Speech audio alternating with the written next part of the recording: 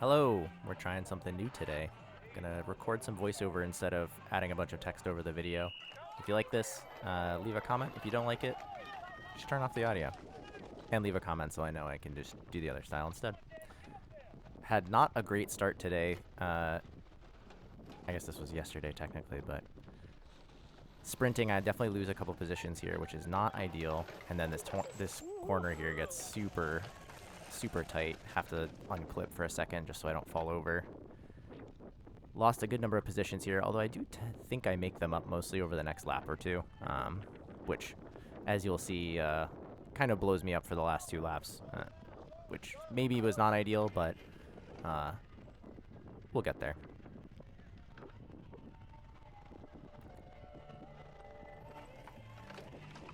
This here is the start-finish line, so the lap timer will kick off right here.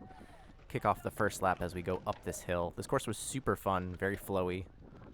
A lot of power. There was not a lot of sections where you really couldn't pedal the entire time. Not a ton of like super technical corners by my eye. Of course, I'm still a novice racer. I think maybe this is my 7th cross race, so not a ton of experience yet. This is my 2nd year doing this race specifically, so the course was pretty similar, but some stuff has changed because they've installed like a retaining wall, which is a interesting feature to kind of bike around here.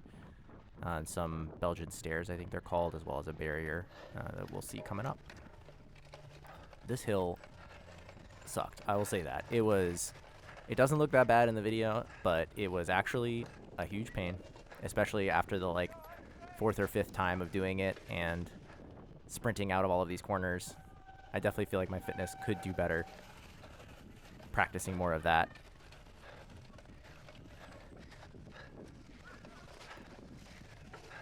Yeah, coming around here, trying to nab some places back, because I definitely felt like I got a little swarmed at the start, and that I should be a little further up, based on how I'm feeling in this moment. Heart rate, pretty high, but like, as you'll see, I think it was high the entire time. Like, it was never really under 170.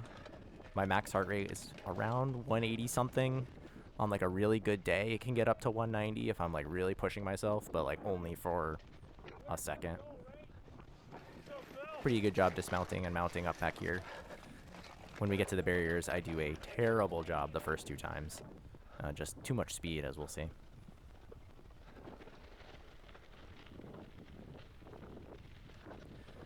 Got some power in the legs, decided to make a couple passes, try and find a good group to work with here. It's always crazy how fast cyclocross races kind of spread out so much. Still getting used to kind of the dynamics there. This corner is really fun. You kind of flow right back into the left there. Pretty decent day for the race too. A little chilly. I definitely overdressed actually, which was surprising. I expected to be freezing cold. And so I've got like the long bibs and the thermal jersey on, but definitely did not need both of those. But live and learn, and next time I have a race around this temperature, I will dress better. I also liked that this course, the last race I did here at this location was the Midnight Ride. You can check out the other video for that. And they did a lot more technical turns, I think, and there was a lot more inside the wood chips, which, if you saw that video, I did not do well in the wood chips. I fell in them twice trying to turn and cut up my leg pretty good. So I was very excited to see that this course did not use the wood chips. Alright, I think that's enough chatter for the moment. I will just let the video play and I'll kind of punch in some commentary as we get to interesting points.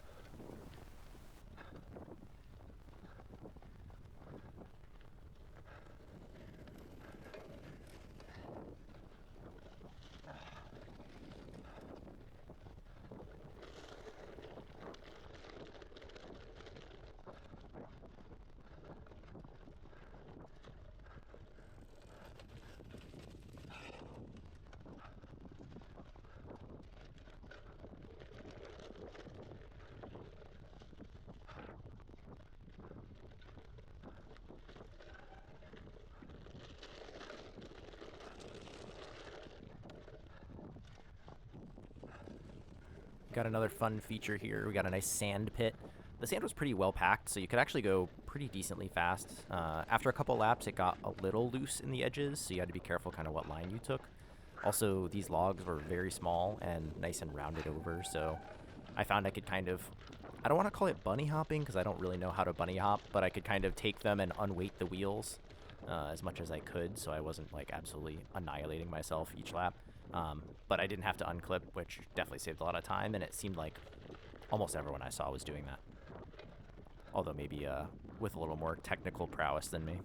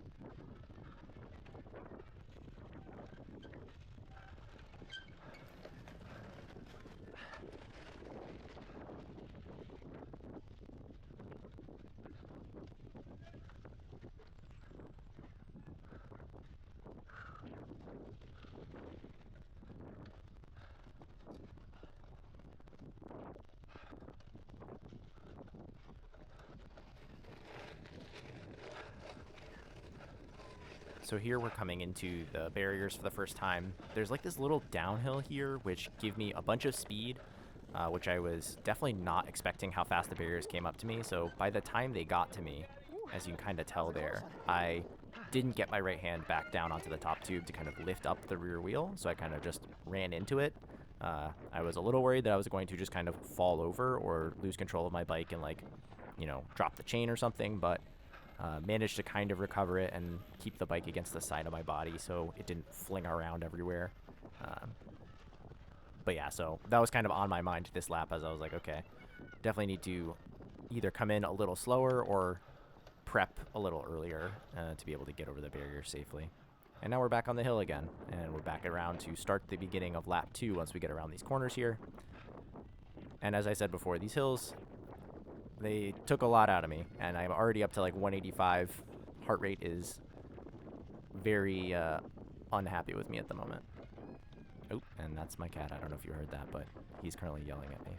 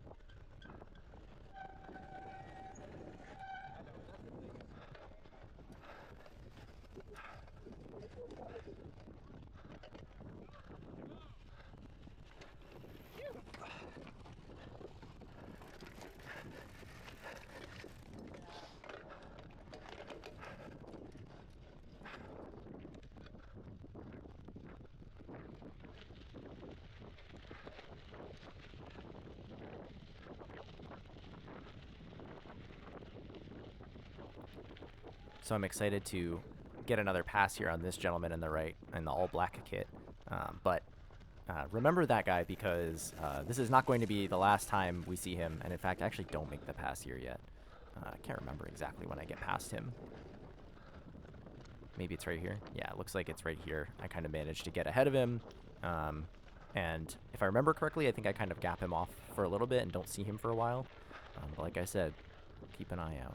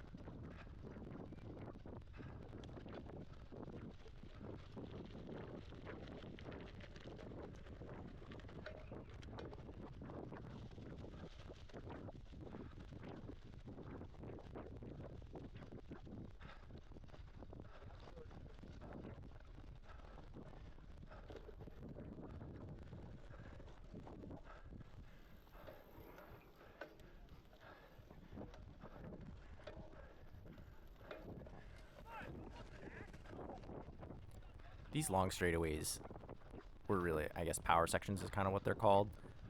These were pretty consequential, I think, because you could make a lot of passing if you had the power and the heart rate to do it, I guess.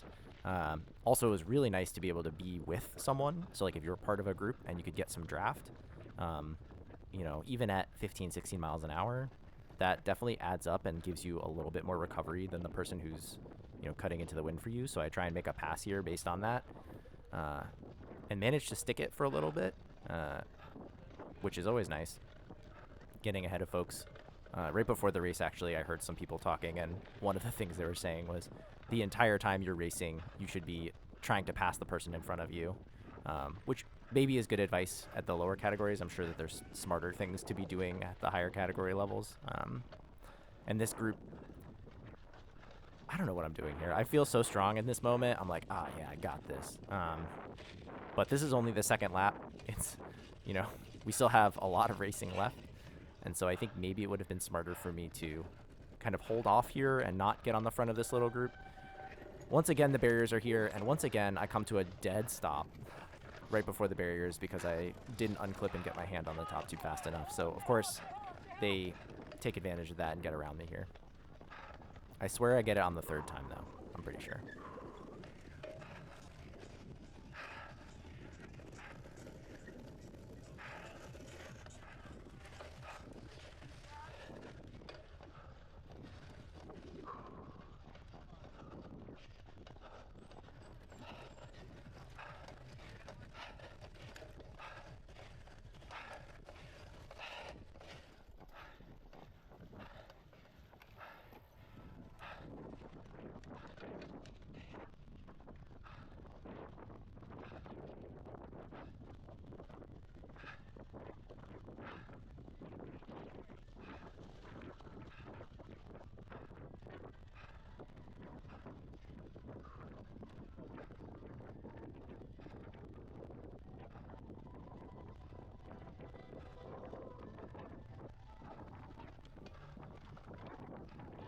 on the left here, we see one of the junior racers come past. They actually started the junior field, I think at the same time, but at the back of the main group.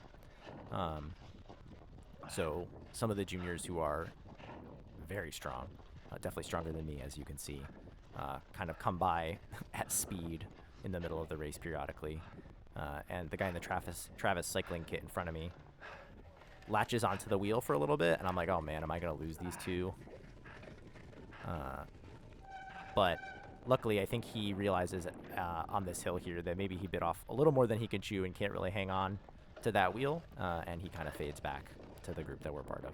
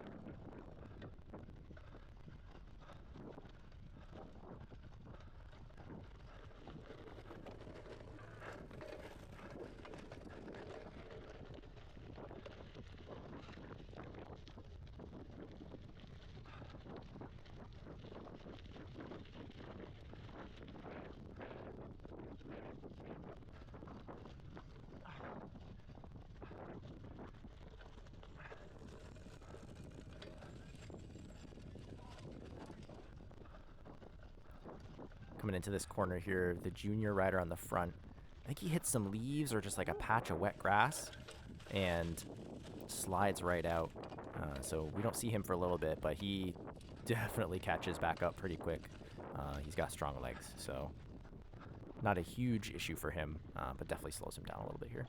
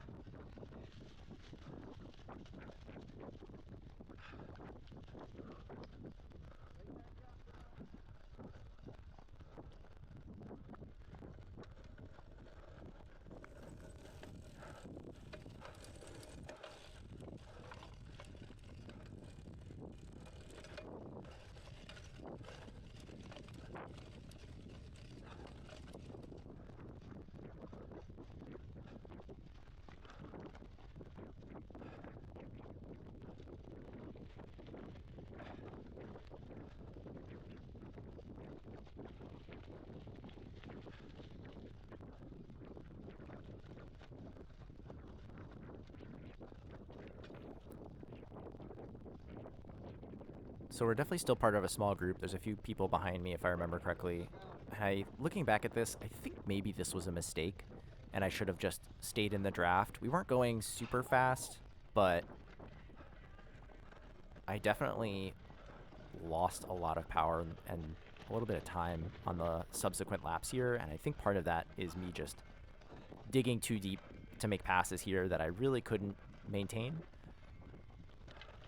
such that these folks, and you'll see it, the main group that I'm a part of kind of gets to roll away from me at some point in the future here because I'm just out of legs, and the lower back is killing me. I'm still trying to figure that out. It's kind of funny, actually. There's like a million different things online that various cyclocross quote-unquote online experts have talked about with trying to fix it, whether it's lowering your seat post, doing more core stretching training, doing core endurance work instead of core strength work. Some people even talk about, like, just switch to a standing desk, bro. That'll fix it in 3 weeks, which is, I mean, I'm glad that worked for someone, but it seems like there's not a lot of research or really good pro material on what to do there. It's also possible it just takes a million different things. So I'll be working on that, trying a couple things. I mean, core strength and stretching are all just generically good things that I should be doing more of anyway, so don't mind. I also love this jersey coming past me. Matches the pink bike here. It's the Dunkin' Donuts. I'm not sure if you can read that. I don't know if that's official or like a bootleg Dunkin' jersey, but in any case, it's awesome.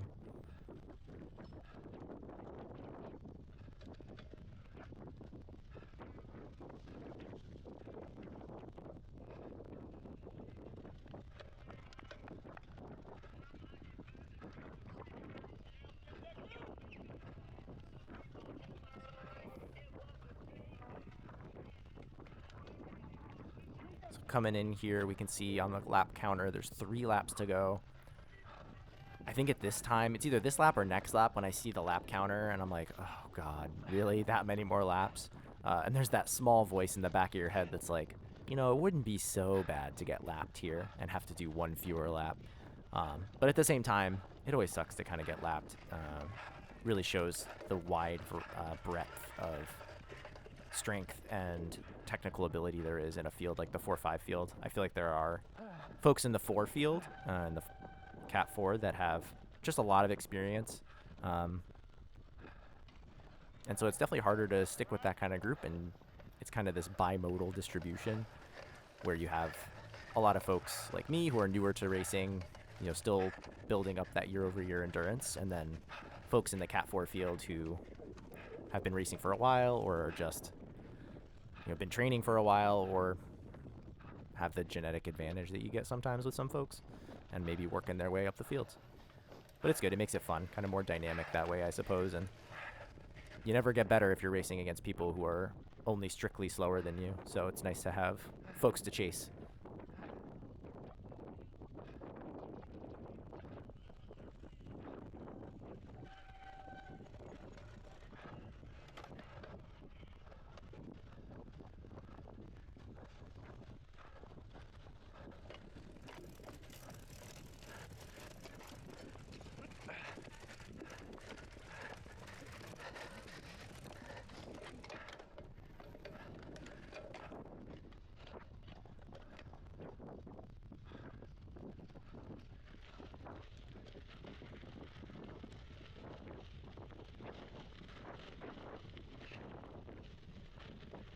If I remember correctly, it's about this point where I kind of start to pain dangle with this group, you know, where you're that kind of, you know, few second gap away, so you're not getting any of the draft benefits, but also, like, you're not putting in the power to latch back on. You know, looking back at it, obviously it's like, oh, just, you know, pedal a little harder, Andrew. You can, you know, latch on, and then you can even rest a little bit in the draft, especially because there's that power section coming up. But I think in this moment, I really just don't have much left in the legs. I went a little too hard in the first 3 laps, I should say. Maybe not a little too hard. Maybe just need to train more. But it means that I just don't have it to get in here. And in this moment, I know that I should get on, and I'm trying, I'm pushing, but the group in front of me just has just a little bit more speed, enough to kind of stay away, just out of sight. And eventually they kind of roll away and, you know, grow the gap a little bit.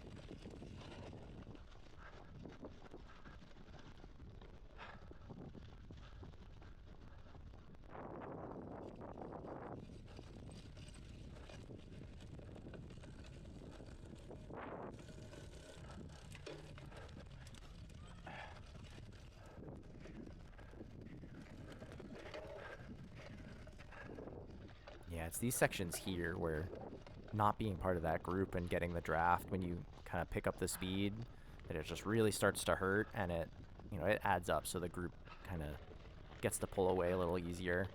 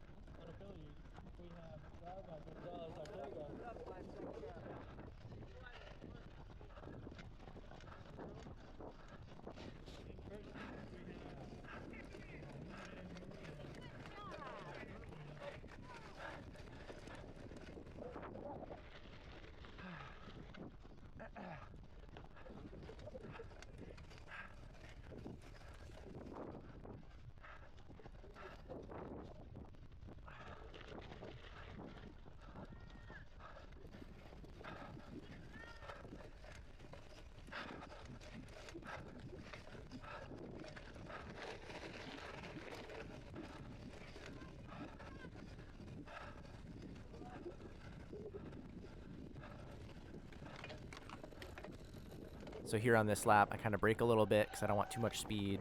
Managed to get the hands off, unclip, get over the barriers pretty smoothly for me, and then right back on, throw the power in. I definitely still am stutter stepping a little bit. I just need to get more reps in, I think, nice and slow, practicing my mounting technique.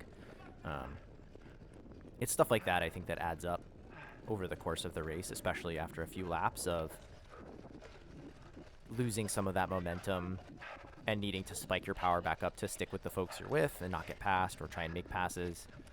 That really hurts you at the end of the race, where you've been digging deeper than folks who have better technique than you. And you can tell I am hurting on this hill here as I stand up, I think, for the first time in the race to just try and muscle my way over it. And my legs are very not happy with me at this moment. And to be fair, you know what? I think I'm not happy with them either. They should have done a better job. What the heck?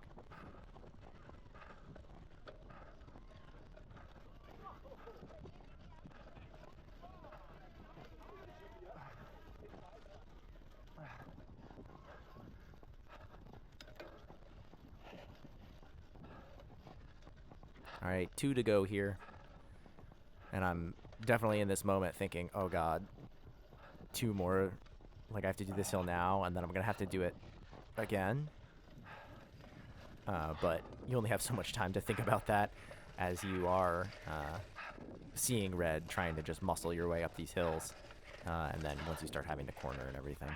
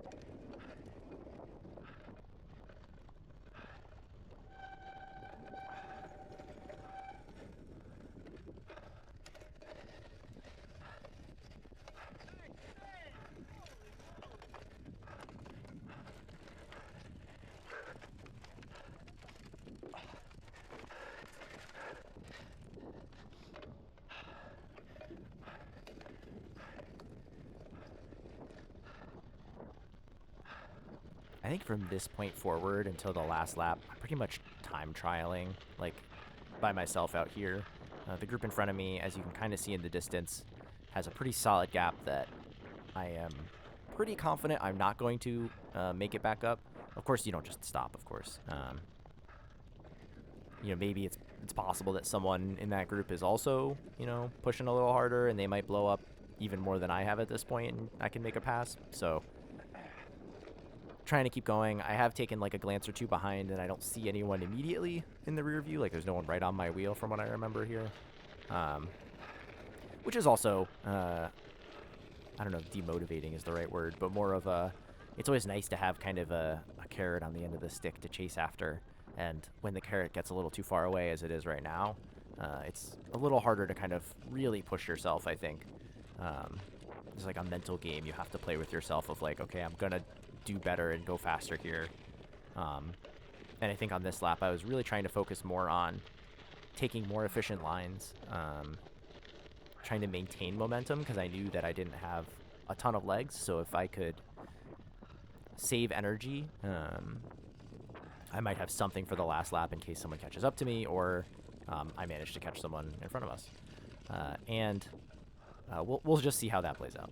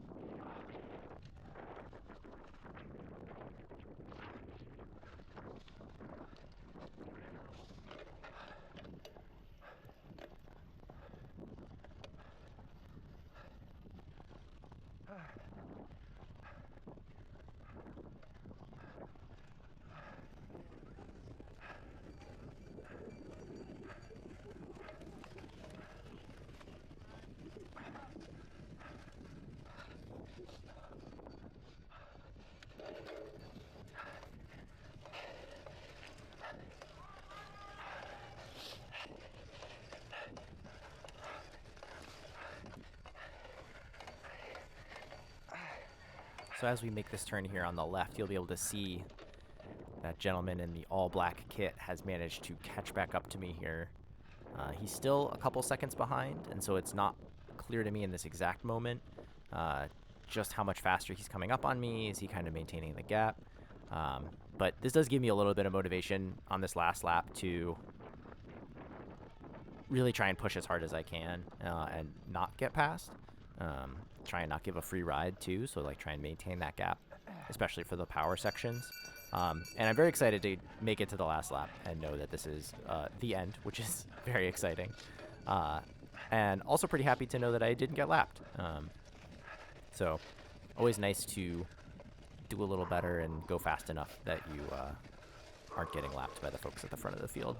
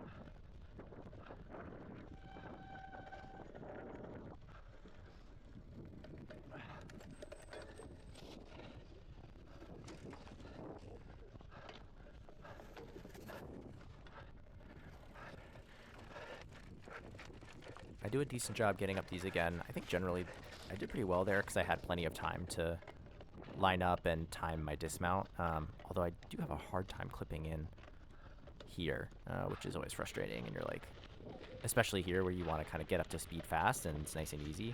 And I definitely do not want to give a free ride on this part to the gentleman behind me.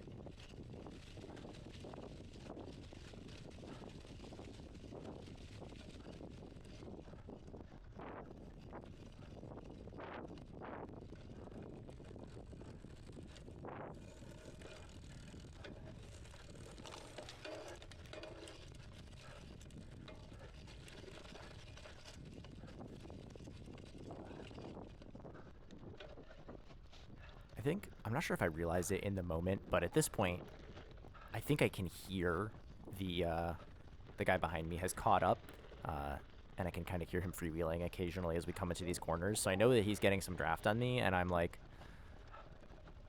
oh god, do I have to tow this guy? Like, what is the best thing to do here? Also, I am hurting so hard. I've been pushing harder this lap than the last lap, just trying to stay away here. But I know this spot here is a good spot to pass. I've been passed here before, / made some passes, and exactly what happens is he kind of zooms by me here, and I think if I could have just like hopped onto that wheel here, like picked up a little bit of speed, but again, you know, hindsight's 20/20, and also the legs just really weren't feeling it, and I'm like, oh gosh, like I still have to do, you know, that stretch up the hill right before the finish line. So part of me is hopeful, like, oh, maybe I can catch him there, but you know, he's still pushing pretty hard. Like he's got some power left in the legs, so he's getting away here. So I think my only chance to catch it back up to him would be if, you know, he makes a major mistake or blows up on the hill or something. And we'll see what happens there.